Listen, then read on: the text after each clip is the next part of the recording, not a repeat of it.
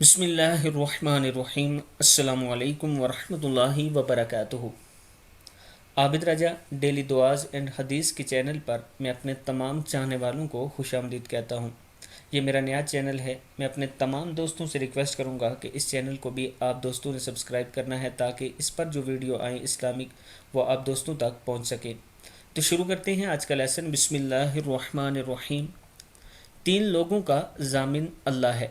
سیدنا ابو امامہ رضی اللہ تعالیٰ عنہ فرماتے ہیں کہ رسول اللہ صلی اللہ علیہ وآلہ وسلم نے ارشاد فرمایا، 3 لوگوں کا ضامن اللہ ہے، جن میں سے ایک وہ شخص ہے جو مسجد کی طرف چلا، اللہ کے ذمہ ہے کہ اگر وہ فوت ہو جائے تو اسے جنت میں داخل کر دے یا پھر اسے اجر و ثواب کے ساتھ لوٹا دے۔